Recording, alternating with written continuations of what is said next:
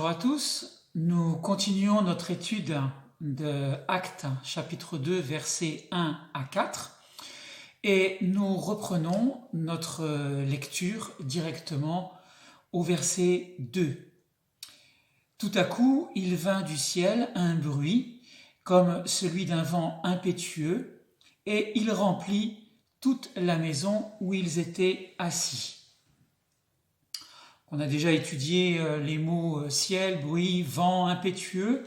Donc on passe maintenant directement au sixième mot qui est remplir, en grec pléro.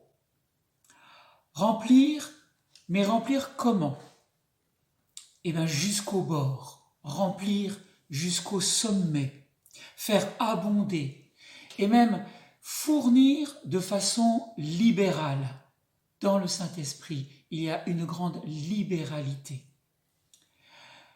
Rendre plein, être complet et complété, afin que plus rien d'autre ne soit nécessaire, à ras-bord, à pleine mesure, et ainsi donc être rendu parfait. Luc 6, 38 nous dit « Donnez et il vous sera donné ». Et on versera dans votre sein une bonne mesure, serrée, secouée et qui déborde. C'est ce qui se passe avec le Saint-Esprit.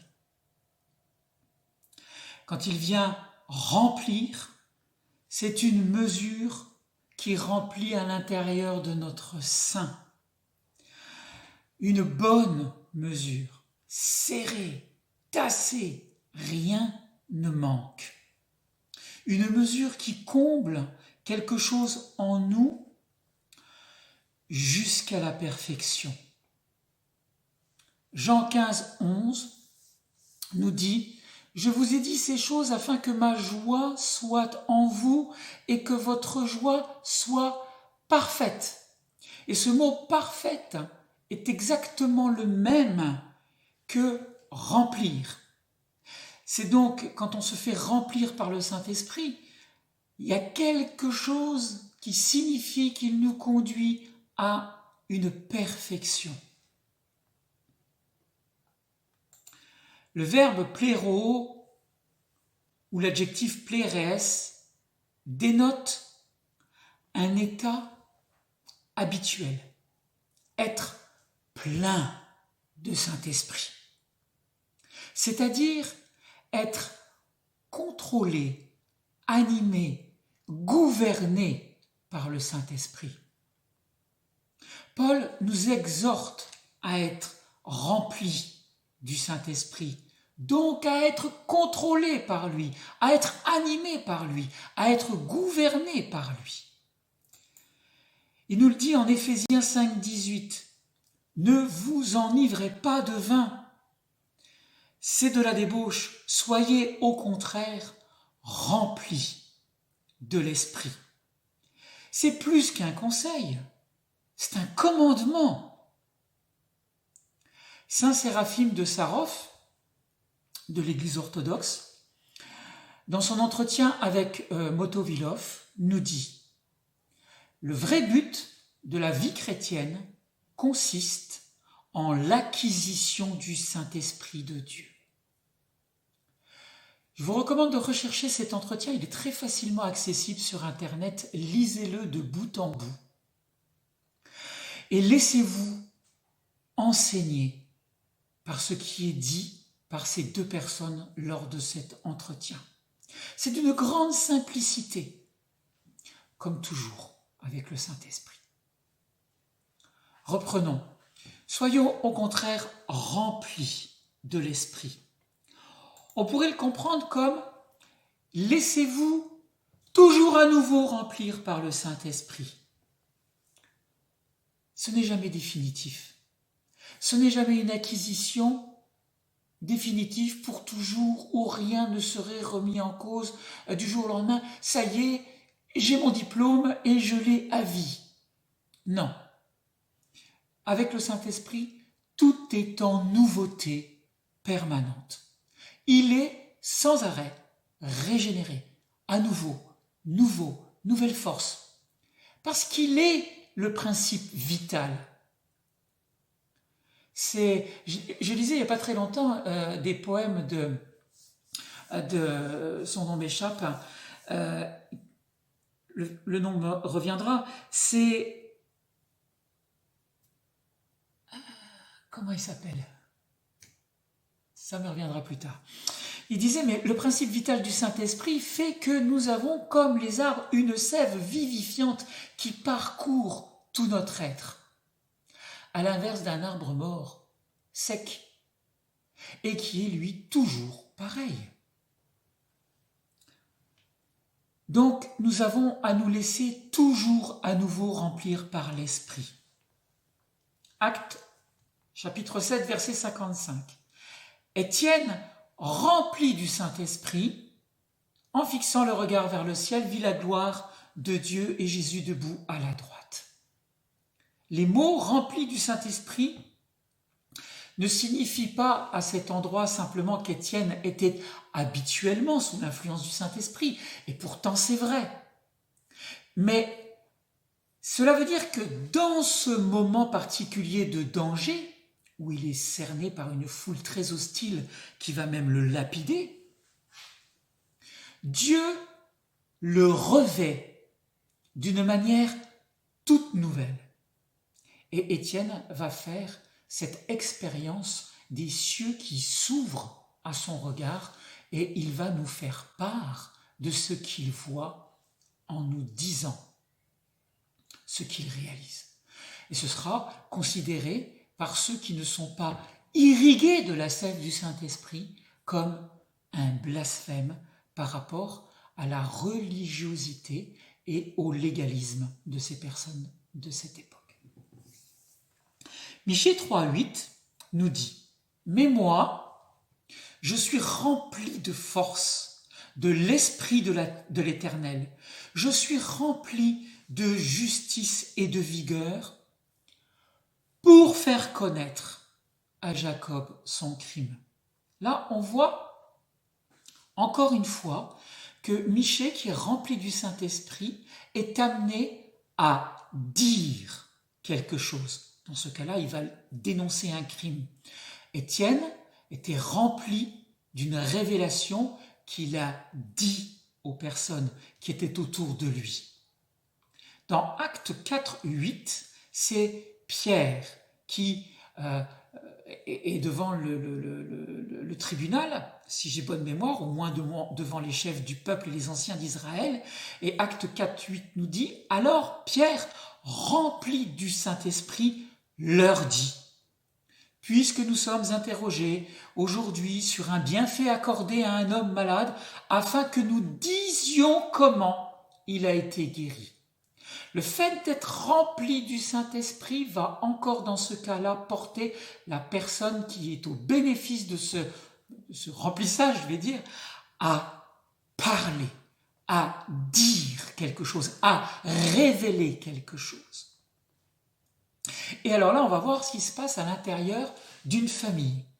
C'est un peu le jeu des 7 familles dans l'Écriture. Vous verrez qu'il y a énormément d'histoires familiales. Et là, pour le coup, nous allons commencer par le fils, Jean-Baptiste. Jean-Baptiste, avant même sa naissance, l'ange dit à sa mère, « Il sera rempli de l'Esprit Saint dès le sein de sa mère. Et il ramènera plusieurs des fils d'Israël au Seigneur leur Dieu. » C'est en Luc 1, verset 15. Le Fils est annoncé comme va être rempli du Saint-Esprit dans sa vie. Et on connaît le ministère de Jean-Baptiste, ça a été une voix qui crie dans le désert. C'est la voix qui a révélé la venue de Jésus comme étant l'agneau de Dieu. Rappelez-vous le passage où Jésus vient pour se faire baptiser. Jean-Baptiste lève les yeux et devant toute la foule le montre et lui dit « Voici l'agneau de Dieu ». Voilà, il révèle à tous ceux qui sont là que Jésus est l'agneau de Dieu. Nous avons vu le Fils, nous allons voir la mère. Dès qu'Élisabeth entendit la salutation de Marie qui venait lui rendre visite, son enfant tressaillit dans son sein, donc Jean-Baptiste, et elle fut remplie du Saint-Esprit. Et elle se tait? Non! Elle s'écria d'une voix forte, « Tu es bénie entre les femmes et le fruit de ton sein est béni. » Elle proclame, elle dit des choses. La puissance du Saint-Esprit qui est en elle la pousse à s'écrier sa joie parfaite d'avoir sa cousine qui a entendu la visitation de l'ange, la parole, et elle sait ce qui s'est passé, elle l'a reçu du Saint-Esprit. Il n'y avait pas le téléphone et les emails à l'époque. Elle est parfaitement avertie de ce qui s'est passé chez sa jeune cousine, et elle le crie. On a vu le Fils, on a vu la mère, voyons le Père. Zacharie, son père, fut aussi rempli du Saint-Esprit et il prophétisa. Allez voir ce que nous en dit Luc, premier chapitre, verset 67. Vous voyez, le Fils, la mère, le Père, Pierre avant, Étienne avant, Michée, tous remplis du Saint-Esprit, sont portés à dire, à proclamer. Pourquoi devrions-nous trouver cela étrange? Car en fait, le dire, le parler, la parole n'est autre que la manifestation en nous de celui qui est la parole.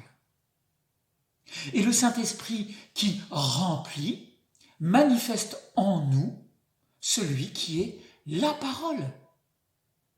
Et c'est lui qui s'exprime à travers notre propre chair.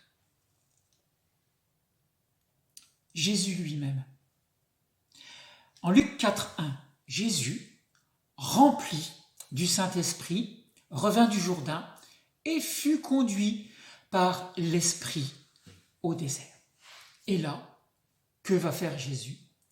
Il va dire des choses face à l'ennemi qui vient l'attaquer. Mais la chose que je trouve encore plus importante, c'est ce qu'il va dire quand il rentrera du désert et qu'il ira prendre la parole à la synagogue. Où là, on nous dit qu'il va ouvrir les rouleaux de la loi et qu'il va choisir le passage où en fait il est parlé de lui.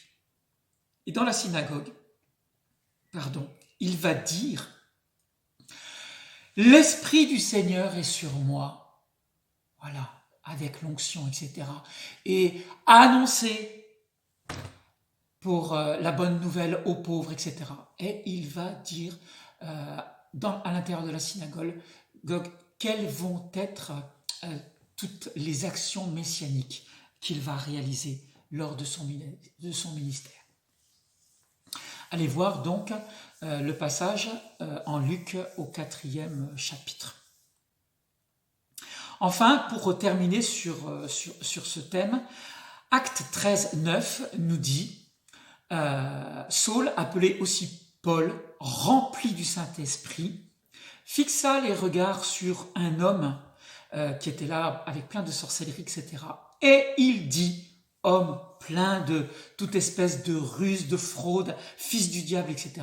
Et il va révéler à tous ceux qui sont autour de lui quelle est la véritable nature de l'homme qui était proche dans son entourage. Encore une fois, nous avons une personne qui, quand elle est remplie du Saint-Esprit, est amenée à dire quelque chose, à révéler quelque chose.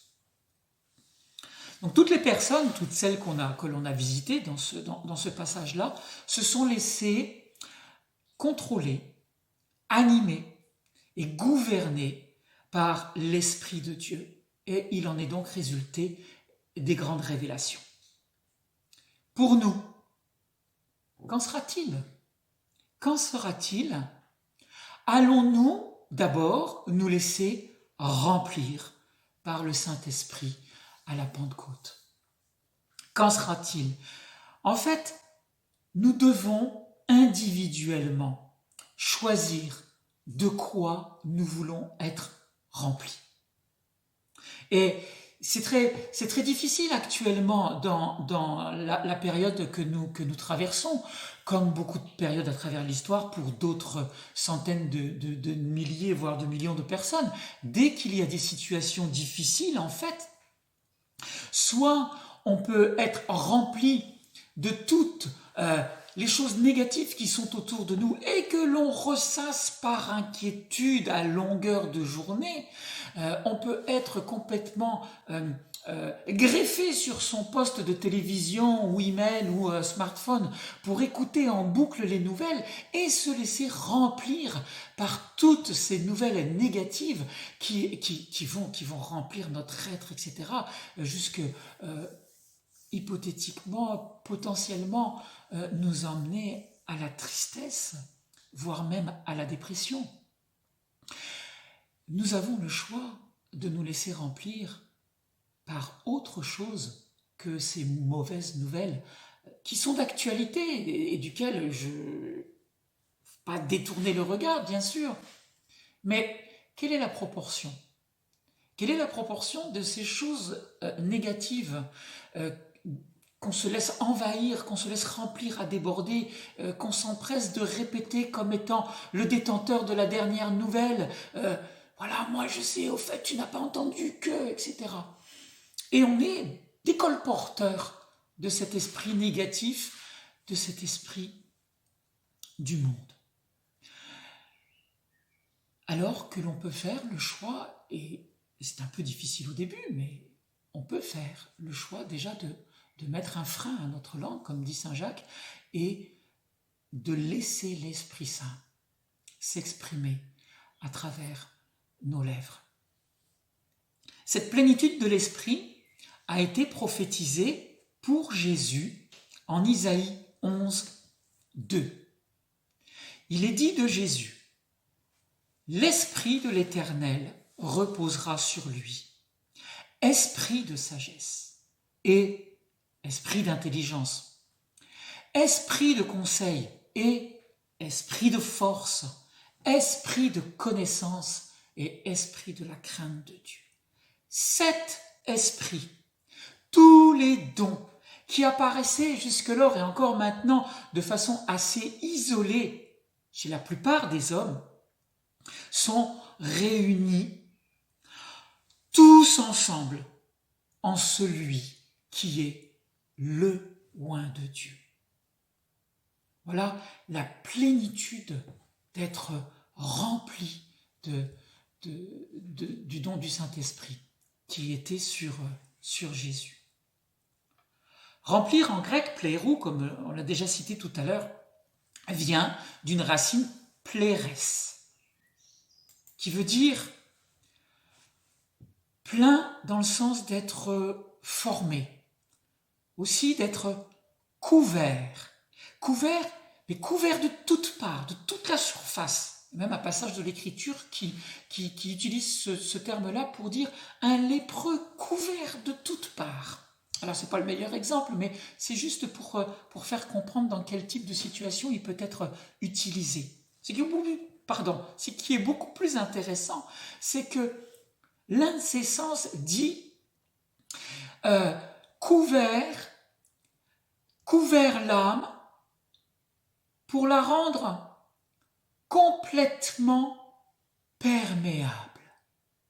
C'est comme si on mettait un traitement sur la totalité de la surface de notre être qui nous rend perméable jusqu'aux profondeurs de notre âme, perméable au Saint-Esprit. En fait, il n'y a plus de filtre entre l'onction du Saint-Esprit et la profondeur de notre être.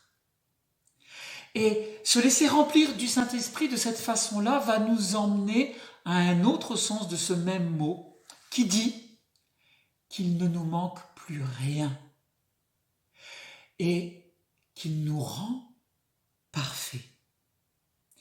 Il n'y a plus rien en nous, plus rien ni dans notre chair, ni dans notre esprit, ni dans notre âme, ne fait obstacle à être remplis par la grâce et par la plénitude du Saint-Esprit.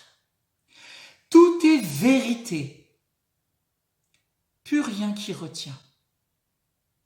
Et donc, l'Esprit remplit. De la même façon, rappelez-vous du temple, au moment où il a été inauguré par Salomon, où on nous dit qu'il était rempli de fumée. Et que même les prêtres qui étaient à l'intérieur, qui n'étaient pas présence du Saint-Esprit par eux-mêmes, étaient obligés de sortir du temple pour que l'Esprit de Dieu totalement remplisse le temple. Et tout ce qui n'était pas Esprit de Dieu était amené à sortir, quelle que soit la sanctification qu'avaient ces prêtres. Déjà, à ce moment-là, ils étaient obligés de sortir. La plénitude du Saint-Esprit, de la nuée de gloire était là. Alors, le Saint-Esprit ne vient pas nous asperger de quelques grâces qui couleraient sur nous comme sur une toile cirée, comme sur un imperméable. Non, le Saint-Esprit ne fait pas ça. Le Saint-Esprit ne vient pas nous remplir à demi-mesure. Vous l'avez bien compris. Le Saint-Esprit vient pour nous remplir de pleine mesure, tassée, débordante, comme le dit le psaume 23. Tu dresses devant moi une table en face de mes adversaires, tu oins d'huile ma tête et ma coupe est débordante. Oui, le bonheur et la grâce m'accompagneront tous les jours de ma vie. Bien évidemment, rempli du Saint-Esprit, débordant d'une joie parfaite. Évidemment que la grâce, la joie et le bonheur m'accompagnent tous les jours de ma vie. Car l'objectif est de nous rendre parfaits comme le Père est parfait. Ça vous étonne, mais regardez ce que nous dit Jésus en Matthieu 5, 48. Soyez donc parfaits comme votre Père céleste est parfait. C'est encore un commandement que Jésus nous dit. Soyez, pas essayez de devenir par vos petites forces et vos petits biscottos. Non, par le Saint-Esprit, soyez donc parfaits. Alors, certains me diront, mais moi je ne peux pas, c'est inaccessible, j'ai pas cette capacité, je me sens démuni, je me sens impur, je me sens coupable, j'ai pas le droit. Détrompez-vous. Personne n'est laissé de côté. Personne n'est moins bien servi que les autres. Jean, dans son préambule, dans son prologue de son évangile, nous dit, Jean 1, verset 16, « Et nous avons tous reçu de sa plénitude et grâce pour grâce. » Nous avons tous reçu de sa plénitude. Personne n'a été laissé de côté. Nous avons vu tout au début que le Saint-Esprit a été répandu sans distinction de sexe, sans distinction d'âge, sans distinction de classe sociale. On pourrait dire sans aucune distinction. Tous filles et filles du Père, bien-aimés et rendus parfaits par sa grâce. Nous recevons tous de sa plénitude, grâce après grâce, grâce pour grâce. On pourrait dire amour pour amour. Il y aurait encore tant d'autres choses à dire et à enseigner sur ce point, mais vraiment, désirez le Saint-Esprit, désirez ardemment sa présence, aspirez à sa rencontre, à devenir proche de lui, à faire cette rencontre. J'en arrête là pour cet épisode et à très bientôt pour déjà la 4e partie. À bientôt, au revoir.